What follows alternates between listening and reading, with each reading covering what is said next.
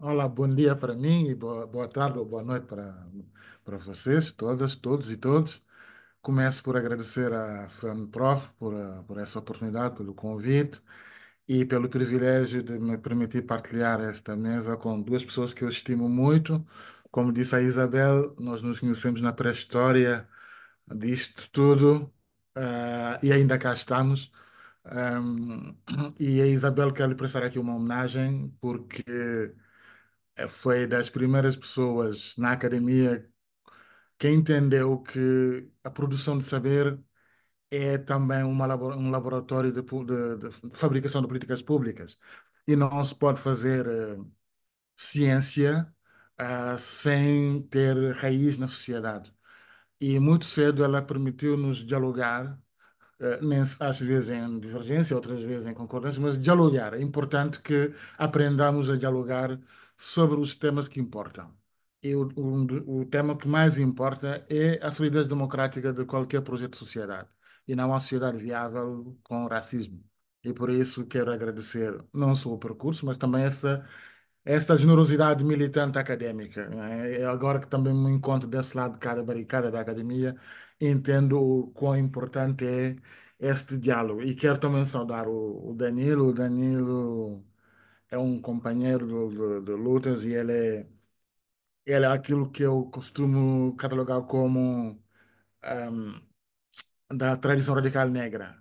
Esta teimosia em querer sonhar por um futuro melhor, independentemente das circunstâncias em que nos encontramos. Por isso, quero saudar essas duas pessoas que estão aqui comigo a partilhar essa mesa e, naturalmente, saudar as pessoas também que estão a assistir.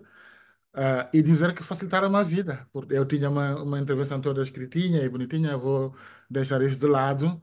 Eu tomei várias notas enquanto estavam a falar, portanto, a minha intervenção vai ser a parte das notas do que vocês disseram.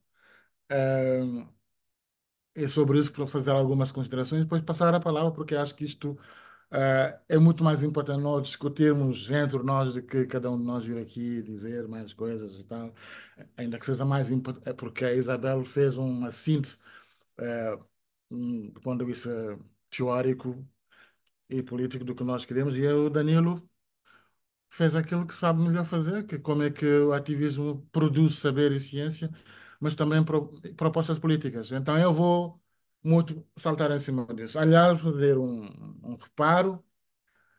Este título, bom, ele foi negociado como foi, e para mim, o próprio título, né, nos mostra aqui os problemas que nós temos. O título da minha comunicação é ilustrativo dos problemas que nós temos. Porque todos falaram, os meus dois colegas que antecederam falaram disto. Não se pode resolver um problema sem admitir a sua existência.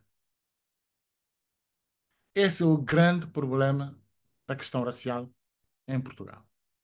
Há uma recusa em admitir que a questão racial é uma questão estrutural, não é uma questão, não é epifenómeno, não é circunstancial, é estrutural. E é por isso que não é um mero estereótipo, é muito mais do que um estereótipo. Porque o racismo é uma questão de poderes, de exercícios de poderes, vários poderes, poderes reais e poderes simbólicos. Portanto, a primeira coisa que nós temos que fazer para, em sala de aula e na sociedade, se quisermos combater o racismo, se quisermos produzir uma sociedade livre de racismo, é admitir que existe racismo, que é um problema e que a sua existência é inviável com qualquer projeto de sociedade. Isso é a primeira coisa que temos que admitir, porque isso nos permite fazer a coisa mais importante que até agora não foi feita do ponto de vista doutrinário. Como é que nós vamos desinscrever? Porque a escola pública ela está inscrita no imaginário colonial. Tudo o que tem sido produzido até agora, mesmo com a maior boa vontade, tirando uma ou outra exceção, está completamente cercado, cerceado por este imaginário colonial racista. E é preciso desinscrever a escola desse imaginário, tirá-lo desse imaginário, resgatar a escola para aquilo. que por aquilo que ela foi feita, que é um laboratório de projeto de sociedade democrática. E não é a sociedade democrática com racismo. Portanto, é preciso desinscrever isso. E como é que a gente vai fazer isso? É primeiro enfrentar uma coisa que eu chamo de catarse coletiva histórica. É preciso que a sociedade portuguesa faça uma catarse coletiva sobre a sua herança histórica. Aqui o debate não é apontar o dedo, julgar a história, sei lá, eu ouço muitas, enfim, muitas palermices, desculpa a sua expressão, sobre pessoas ou movimento que estaria agora, o woke, toda a gente agora fala do woke, quer mudar tudo e isto, alguma coisa. Não, não se trata disto, porque a história, os factos históricos não mudam, eles estão lá. O que pode mudar e que deve mudar é a nossa responsabilidade, enquanto comunidade, para romper com as consequências dos factos históricos. E quais são as consequências dos factos históricos? Há um déficit estrutural de igualdade entre pessoas brancas e pessoas não brancas na nossa sociedade. É preciso assumir isto. E esse déficit de igualdade, ele vem de onde? Vem da nossa herança histórica. Vem desse. Porque o racismo não é só uma questão ideológica, é também uma questão cultural. Quando se norma... Não é por acaso que o partido que eu não vou nomear aqui teve uma ascensão fulgurante em Portugal, porque ele soube apostar naquilo que é mais estrutural em Portugal no que toca à questão racial, que é a ciganofobia. Sabendo que a ciganofobia era transversal a todo o espectro político-partidário do país, e ele apostou, como um bom charlatão, apostou na ciganofobia e consolidou o seu trajeto. E finalmente, entrando no Parlamento, transformou a Assembleia da República numa via verde, não é, do racismo. E é essa desinscrição que é preciso fazermos. Então, isso quer dizer o quê? Que entender qual é o papel que a história teve e tem nas circunstâncias atuais, na sobrevivência do racismo.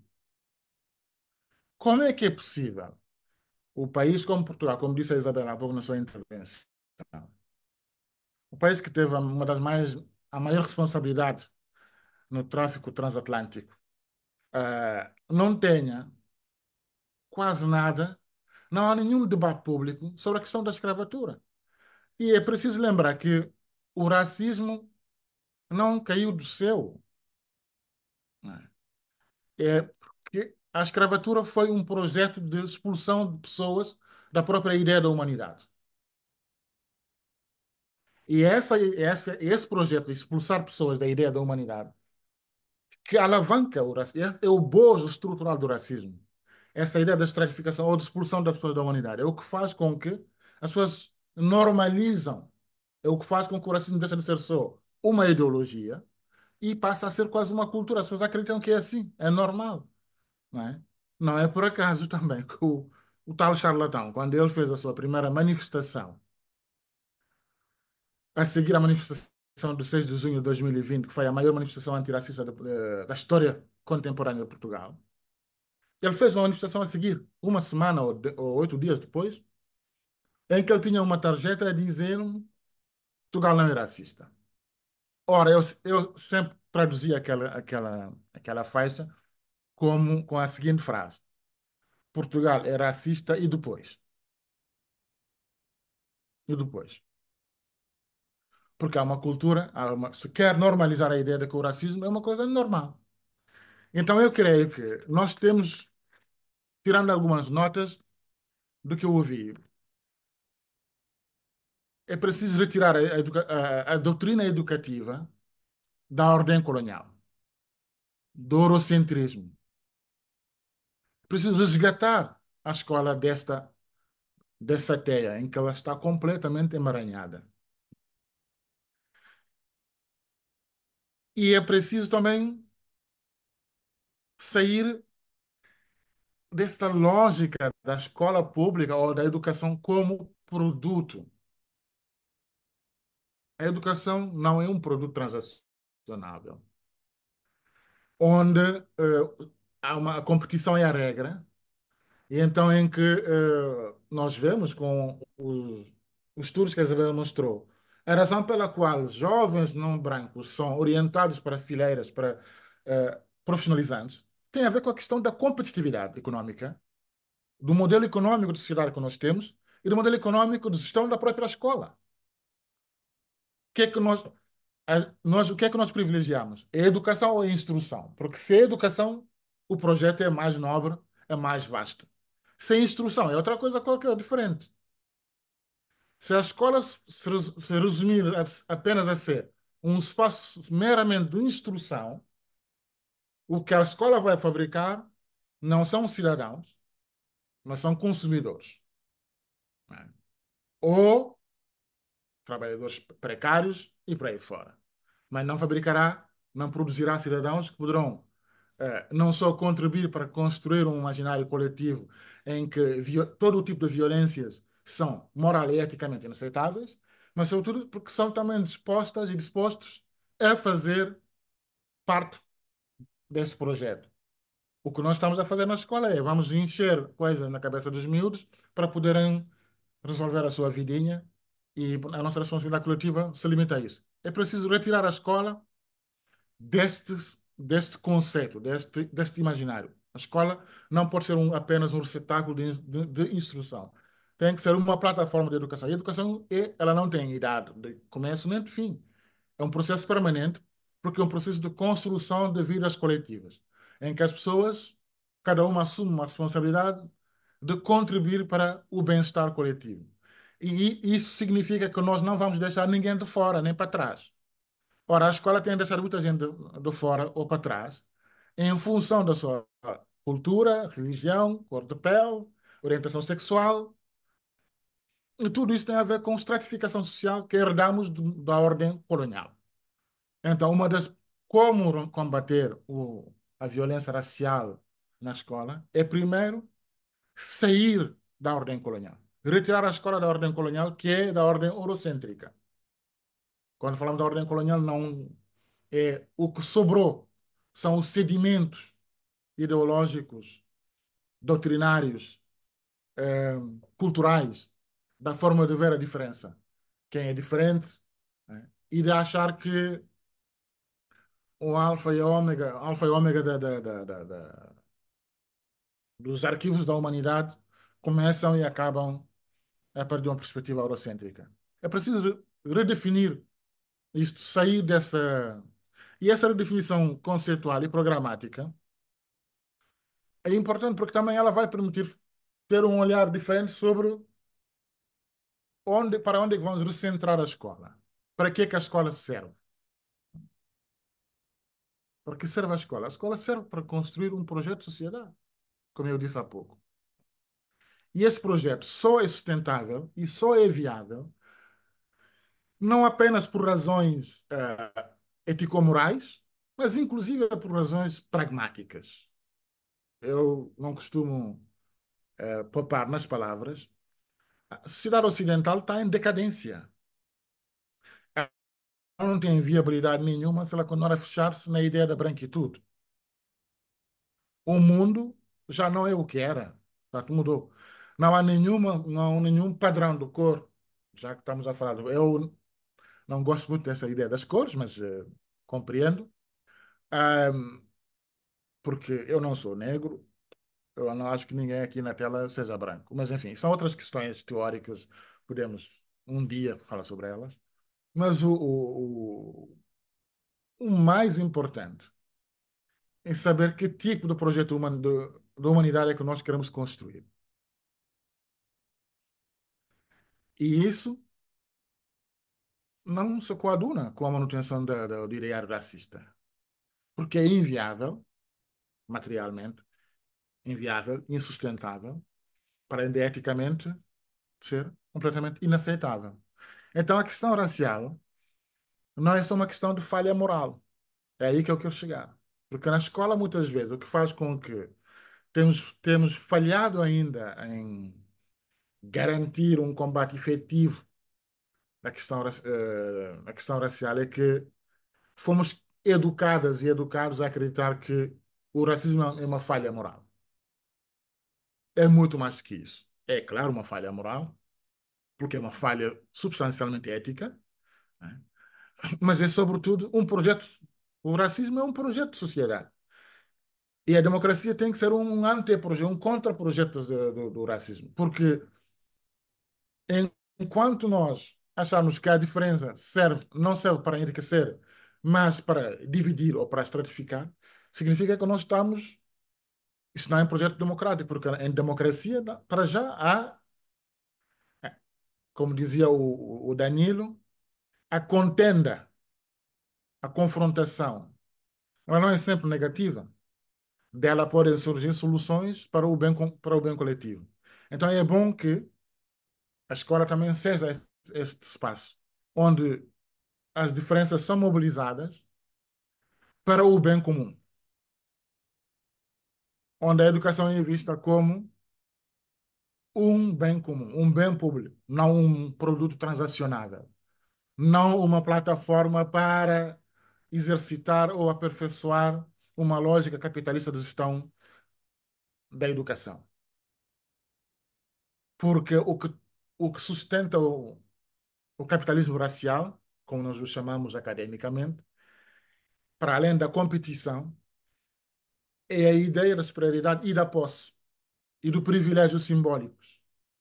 O que faz com que uma criança numa classe média ou média alta se sinta autorizada em sala em aula na aula, estou já a misturar o francês, em aula, eh, numa sala de aula, a desrespeitar o seu colega ou a sua colega negra ou negro ou cigana, apesar de estar todas essas crianças sob a mesma batuta, sob a mesma regra, essa ideia do privilégio simbólico, de achar que ser diferente pode ser um privilégio.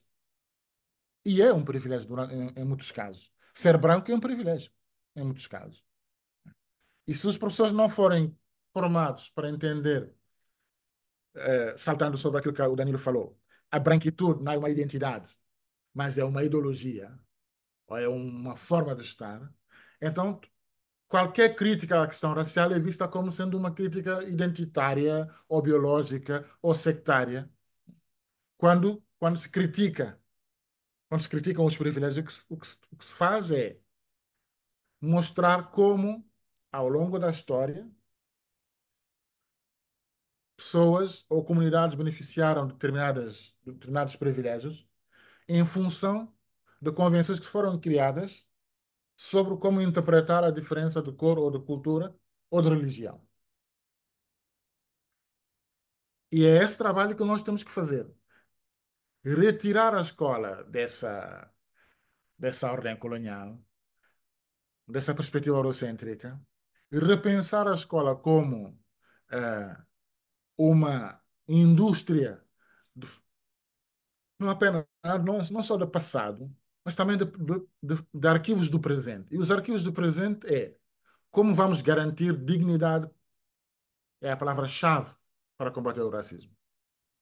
Não há antirracismo sem respeito e dignidade. Não é?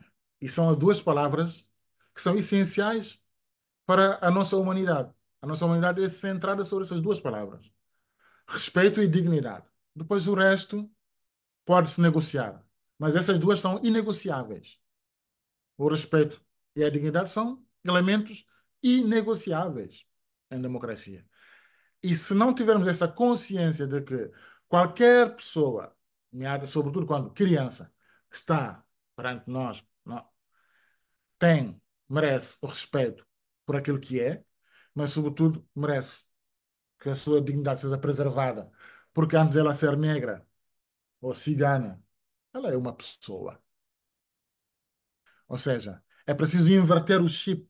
Eu costumo dizer, um dos problemas do espaço educativo, seja acadêmico ou seja secundário, é que nós fomos educados a interiorizar uma ideia criminosa, uma ideia nefasta, que é a precedência da raça sobre a pessoa. Quando a raça prevalece, a pessoa desaparece. E a pessoa desaparece, desaparece a humanidade dela também. E então o que sobra é a violência que se pode exercer sobre essa pessoa. E é preciso que educadoras e educadores sejam formados e formadas a essa consciência, né, de que as crianças, os colegas que estão ao seu lado, merecem, primeiro, ser respeitados, merecem que a sua dignidade seja salvaguardada, e isso é absolutamente crucial. E isso, há coisas concretas que nós podemos fazer, não é? E com isso quero terminar, para passar a palavra. Há coisas concretas que nós podemos fazer. Algumas foram ditas nas duas recomendações, tanto do Danilo como da Isabel. Ahm, mas eu acho que há outras que andam a ser faladas há muito tempo e que não, não avançaram. Mesmo eu fiz parte dos dois grupos de trabalho que o governo criou, e as nossas conclusões, infelizmente, não foram tidas em conta plenamente na elaboração do Plano Nacional, do Programa Nacional da Antirracista. Mas eu creio que há duas, três tarefas essenciais para combater o racismo na escola. Primeiro, é uma questão de perspectiva ideológica do que é a escola. Nós é preciso mudar esta perspectiva, não é? A educação em vez da instrução. Mas, sobretudo, os conteúdos curriculares. Eles têm que mudar. Tem de mudar os conteúdos curriculares. Os conteúdos curriculares, quando a gente fala disso, muitas vezes cai logo o Carmo e a Trindade. Não é só não é só nas matérias como história. Não. É em todas as matérias. Elas têm que ter uma abordagem antirracista. Porque o antirracismo não pode ser uma lapela. Tem que ser um programa, tem que ser um projeto. Não pode ser um. Isto é fundamental. E a segunda, eu, por exemplo, quando eu falava muito em Portugal dessa ideia de se propor uma carta de princípios antirracistas, precisamente na escola, que ele não vingou muito, e eu achei que se calhar era eu o extravagante, é por isso que era uma ideia estapafúrdia. Agora que sou imigrado, estou aqui, aqui no Canadá, qualquer serviço público, não estou a falar de escola, qualquer serviço público tem uma carta de princípios antirracista. Não é só a escola, é qualquer serviço público, seja ele privado ou público, prestando serviço público, privado prestando serviço público. Bancos, instituições, tem sempre. E quando entramos em qualquer instalação, de qualquer serviço, as primeiras coisas que vemos nos balcões, em frente aos trabalhadores, mas também afixados em lugares visíveis, é que nós não toleramos nenhuma falta de respeito baseado em princípios racistas, cor de pele, blá blá blá, blá. Ou seja, portanto, uma das coisas que eu acho que a escola poderia ganhar em ter é uma carta de princípios antirracista. E outra proposta que eu quero deixar aqui reforçada, a Isabel falou disso, acho que houve um desentendimento entre ela e o Danilo. Eu creio que o que a Isabel está a dizer é que é importante manter-se a luta pela recolha de dados étnico-raciais, se eu percebi bem. Pronto. E eu acho que é fundamental que essa luta, que se mantenha essa pauta entre nós, que haja uma recolha de dados étnico-raciais, por duas razões. Há uma razão simbólica e há uma razão política prática. A razão simbólica, que é importante porque os imaginários é que formatam a forma como as sociedades se organizam e resolvem os seus problemas. Uma recolha de dados étnico-raciais pode romper com a falácia, não é?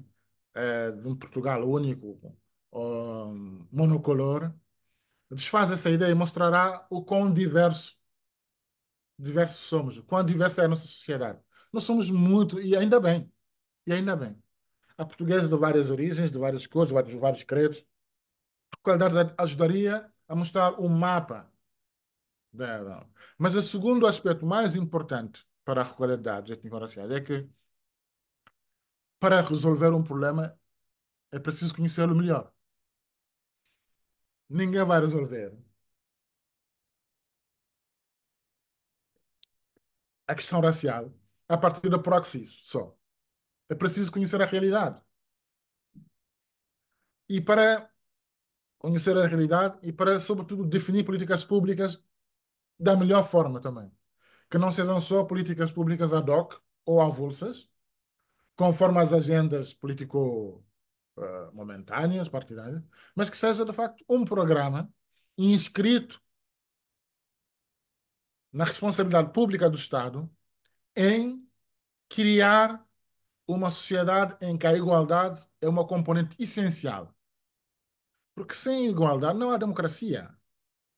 Nós podemos ter muitos discursos bonitos sobre isto e aquilo outro, Estado de Direito democrático, liberdades e garantias, mas numa sociedade em que uma parte dela está excluída de qualquer hipótese de melhores condições de vida, essa sociedade não é democrática. É outra coisa qualquer, mas não é uma democracia. E então, na minha opinião, a recolha de dados étnico-raciais é absolutamente importante para garantir essas duas coisas. E depois, terceira e última coisa, com isso me calo para que nós passamos o debate ali, é um debate que anda no ar e eu acho que é importante porque nós estamos aqui num ciclo de escola. Eu não podia falar sem dizer, sem me referir a isso. É a questão da memória. A memória é importante. Ela não é para julgar, mas é para reconstruir. Como é que nós vamos reconstruir a sociedade? Porque tem havido duas perspectivas, na minha opinião, que são, enfim, contraditórias. Há uma disputa sobre a memória, ou seja, há uma ideia de que tem que se contar uma memória e basta, e acabou-se. Não se conta mais nada, o que a Isabel estava a falar, né? Não se conta das vilanias da história, das suas consequências. É preciso uma outra forma de abordar a questão memorial. A questão da memória, uma disputa para a memória, é uma memória com agência política, que incorpora todas as valências, todas as narrativas e os arquivos que compõem a sociedade portuguesa. Como é que nós interpretamos o nosso destino comum, o nosso legado comum? E como é que, a partir dali, nós podemos construir um projeto de sociedade futuro? Isso é absolutamente crucial, porque quando a gente olha para o que está acontecendo nos Estados Unidos, percebemos o papel que a memória tem, não é? O backlash que traz de volta o, o Trump tem que ver também com a disputa sobre memória. Que tipo de memória coletiva queremos construir? Não é aquela do passado, não é? Mas é a partir como é que nós interpretamos o passado e construímos a partir daqui um futuro. Isso é essencial. E com isso, já que estamos aqui numa formação ou num debate com professores, eu quero fazer-vos uma sugestão. É um documento que está Temos de online. concluir. Eu vou concluir. Há um documento que chama a Declaração do Porto, que é sobre as questões memoriais, a questão da reparação, questões da educação. É um documento que está online. Eu acho que a comunidade escolar deve conhecer esse documento. Chama-se Declaração do Porto sobre reparações, em geral. Eu deixava essa sugestão de material para futuras interações e diálogos entre nós. E muito obrigado.